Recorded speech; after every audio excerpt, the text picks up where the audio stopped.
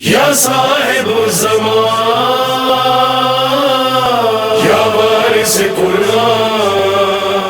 آیت اللہ قاضی طباطبائی رضوان اللہ تعالیٰ علیہ کہ آپ کی صلوات ان کے درجات میں اضافہ فرمائے۔ اللہم صلی علی آیت اللہ قاضی ارشاد فرماتے ہیں کہ امام حسین واسع رحمت ہے، رحمت ساری امام حسین سے ہے، لیکن اس واسع رحمت کا دروازہ ابو الفضل العباس ہے کہ تم اس در پہ آؤ گے تو حسین تک جا پاؤ گے۔ دروازہ ہے، جھکا ہوا ہے آج بھی حرم حسین کے حرم کی طرف۔ اس لیے تو کہا جاتا ہے کہ جب پہلے زیارت پر جاؤ تو کہاں جاؤ؟ پہلے قاضی عباس کی زیارت کرو، اجازت لو، ادب کا تقاضا ہے۔ استاد فاطمی کہتے ہیں بعض لوگ بڑی بے ادبی کرتے ہیں، میں نہیں آؤں گا آئندہ، مولا میری یہ بات قبول نہیں ہے۔ کیا وہ بہتر جانتے ہیں تمہارے لیے بہتر کیا ہے؟ مولا میں تو یہ کیا، مولا میں نے وہ کیا۔ نہیں عزیزان محترم، جس عباس نے اپنے امام کے آگے آج تک آنکھیں نہ بلند کی ہوں، اس کے حرم پر آنکھیں جھکا کے جانا چاہیے، دلوں کو جھکا کے جانا چاہیے۔ عطا عباس ہی کے پاس ہے۔ عباس نے اپنے دو بازو تو دیے کربلا میں، لیکن ساری قدرتوں کو سمیٹ لیا اپنے اندر۔ اب آپ جائیں مانگے ایک خادم کہ جو کہتے ہیں کہ 12 نسلوں سے ہم حضرت عباس کے حرم کے خادم ہیں۔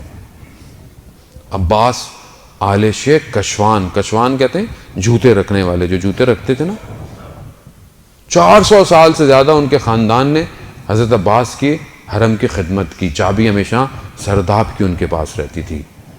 وہ کہتے ہیں کہ جمعے کا دن تھا، آج بھی جمعے کا دن ہے اتفاق سے، جمعے کا دن تھا، رات ہو چکی تھی، میں حرم میں بیٹھا ہوا تھا تو دیکھا کہ ایک عرب آیا اور اس نے کوئی ہاتھ میں کچھ چیز لپیٹی ہوئی تھی، اور جب ہٹایا تو دیکھا کہ کوئی ایسا لگتا تھا گوشت کا ٹکڑا ہی ہے بس، اور کہا عباس میں نے تو آپ سے اولاد مانگی تھی، یہ کیا دیا جو نہ ہل سکتا ہے نہ بول سکتا ہے، 7 سال سے میں اسے سنبھال رہا ہوں، اب میری بس ہو چکی ہے۔ یہ کہہ کر اس نے اس بچے کو جو کہ گوشت کا ٹکڑا ہی تھا زری کی طرف پھینکا اور فوراً باہر نکل گیا، اور زری سے وہ بچہ جب ٹکرایا تو کہتے ہیں اتنی آواز آئی کہ باہر ایوانوں تک آواز آئی۔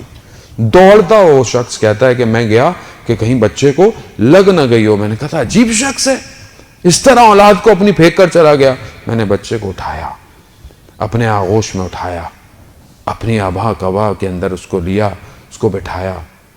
کہتا ہے 12:30 بجے یہ واقعہ ہوا، 1 بجے بچے کو میں نے دیکھا کہ اس کی آنکھوں میں آنسو آنا شروع ہو گئے، پھر میں نے دیکھا اس کے ہاتھوں میں حرکت شروع ہو گئی ہے، مجھے وہم سا ہوا، لیکن میں نے دیکھا تھوڑی دیر میں اس کے پاؤں میں بھی حرکت شروع ہو گئی ہے۔ میں نے باقی خداموں کو بلایا تو انہوں نے بھی دیکھا کہ ہاں صحیح ہوا، تھوڑی دیر میں بچہ اپنے پاؤں پہ کھڑا ہو گیا۔ صلی اللہ علیہ وسلم۔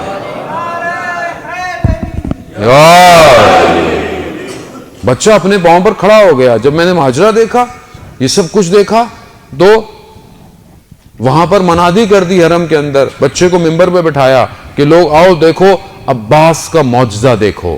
کہتے ہیں لوگ جوک در جوک آنا شروع، 12 دفعہ کہتے ہیں ہم نے اس بچے کے لباس کو تبدیل کیا۔ کیونکہ لوگ آتے تھے تو اس کے بدن کے کپڑے کو لے جاتے تھے تبرک کے لیے۔ عباس کی شفا تھی۔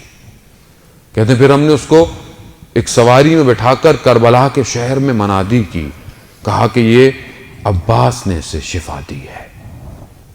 کہتے ہیں ہم نے اس بچے سے پوچھا کہ تمہیں جب زری پر تمہارے باپ نے پھینکا تھا تو تمہیں چوٹ نہیں لگی؟